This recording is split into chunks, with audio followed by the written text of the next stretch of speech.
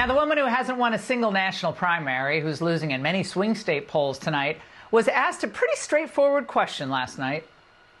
Is there something you can point to in your life, political life, or in your life in the last 4 years that you think is a mistake that you have learned from?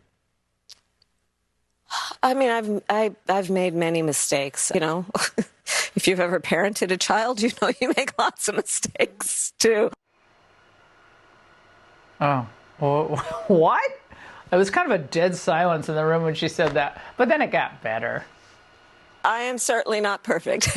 Perhaps a weakness, some would say, but I actually think it's a strength, is I really do value having a team of very smart people around me who bring to my decision-making process different perspectives.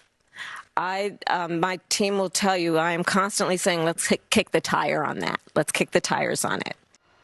Oh, my goodness. The woman refuses to do any work. She doesn't prepare for any of these interviews. Easy questions. And any random Democrat senator, frankly, any pundit, would have done a better job with zero prep. Zero prep. She took 2 days off. This is the closest she came to telling the truth last night. I may not be quick to have the answer as soon as you ask it about a specific policy issue sometimes, because I'm going to want to research it. I'm going to want to study it. I'm kind of a nerd sometimes, I confess. She's laughing at, well, that's kind of true. No, literally, no one believes she's a nerd. No one. Nerds don't believe she's a nerd. Now, watching this, it was obvious. Anderson Cooper, the CNN panel, the audience questioners, they worked and they prepared harder for this town hall than Kamala Harris herself. And they weren't amused. She focused a lot more on Donald Trump, I think it's fair to say, than she did on many specifics in terms of what she would do. If her goal was to close the deal, they're not sure she did that. When she doesn't want to answer a question, her habit is to kind of go to word salad city, and she did that on a couple of answers. All right, this is just sad. This woman wants to be president. She refuses to discuss her record, and she can't answer really simple questions. Joining me now, Mary Catherine Ham, Fox News contributor. Byron York, chief political correspondent of the Washington Examiner, Fox News contributor as well. Mary Catherine, we're just, really 11 full days out from the election. These were fairly simple questions, I think. There's some sort of tough ones. But, man, she took 2 days to do this. Yeah, they were simple, they were direct, and they were predictable. And that's not a knock on Anderson Cooper, who I think asked the correct questions and pushed her a little bit. But these are all things that you could have taken a sheet of notebook paper and thought for 30 minutes about what he might ask you or what the audience members might ask you, write them down, and come up with how you might answer. The people in the audience in particular, you could see them looking to her, hoping that she would give them something to hang their hat on, and she absolutely failed to do so. And these are people who are undecided voters. These are exactly the people she needs to be appealing to and working to earn their votes. And she's just astonishingly not good at this. And as you saw in that clip of people evaluating this, it's hard to find something nice to say about that performance. As you note, a lot of people who do this job on a daily basis could go up there without prep and deliver more coherent answers than she delivered, I think, quite easily. There was a point, Byron, where, and it was good that he did this, Anderson Cooper asked about tax policy. But that's pretty important. The economy is the #1 issue in the country. This is how it went.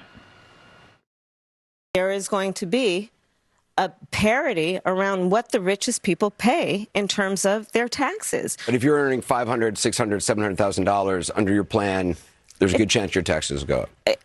We can't have this conversation without knowing it's a very complicated situation, right?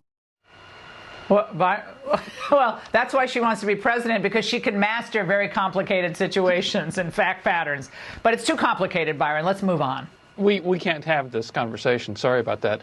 Listen, I think that what you've been talking about with all this Trump is Hitler stuff and what we saw last night are directly related. I think the shift to these attacks on Trump is a direct result of her failure to prove to voters that she is a substantive candidate. All successful presidential candidates have to prove this in the course of their campaign. She began with a sugar high of wildly favorable media coverage. She moved on. She did not offer any more than a bare bones idea of what she would do as president. She had chances to prove her substance. Media interviews, the Bret Baier interview here on Fox, the 60 Minutes interview, and last night, maybe the last chance, the CNN town hall. There was a moment at the town hall last night in which a friendly questioner asked her if you could accomplish just one major policy goal with Congress, what would it be? She did not have an answer to the question. She talked and talked, but could not answer what her top policy goal would be. So this is, I think, evidence of her failing to make this case that she's a serious candidate. So at that point, going to the Trump is Hitler thing is not a big surprise. Yeah, well, that's all she's got. I mean, what else? They tried to put her out there. She had one decent debate, but then after that, any off the cuff exchange always ends up as a disaster. And tonight, it feels very Hillary Clinton esque because Springsteen and Samuel L. Jackson, Spike Lee, it's the same crowd, Tyler Perry, out of touch, mega star, hugely rich celebrities speaking on her behalf. Obama's there, Mary Catherine. Rich people supporting Democrats. That's a real shock. Well, I mean, this is part of the package when you're a Democratic candidate, right? You get those celebrities out. There's just a rumor again that Beyonce might show up. I don't know if it's going to end up like last time where just Leon Panetta comes out on stage. We'll see. I think, look, I think more shocking almost than the answers she gives is the fact that they're such predictable questions that she's clearly not preparing for. And that ends up taking her into a place where she ends up being more radical than maybe she means to. For yesterday, when she was asked by Hallie Jackson about religious exemptions for providing abortions, and she's like, no, we wouldn't ever mess with the fundamental right that is abortion, completely ignoring the fundamental right that is religious freedom that's actually in the Constitution. I don't think she even knows that's a radical position. Well, I think she actually did understand that because she is a complete leftist and a complete radical on that.